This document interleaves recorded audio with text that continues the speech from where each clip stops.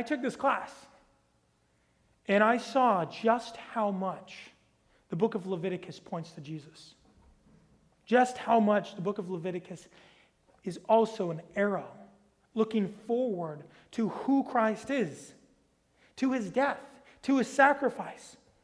And so when we look at the idea of these sacrifices, the one at a time ended in death, and then Christ came, we can see what is taking place. You see the cross?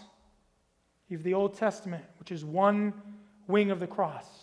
And you have us as living sacrifices, which is the other wing of the Christ.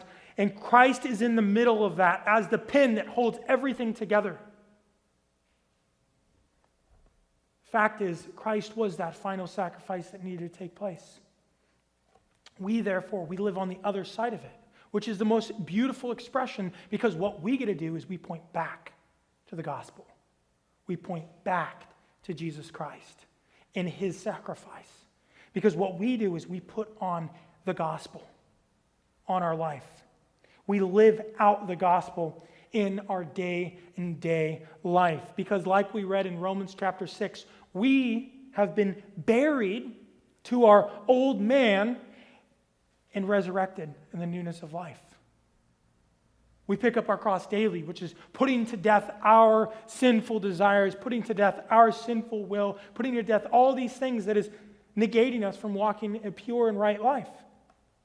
And then we focus in on living out the gospel of Christ, pointing back to the gospel as the Old Testament was pointing forward, which is a really incredible thing to do. We get to point backwards, always to Jesus Christ. One of my favorite sayings is live out the gospel.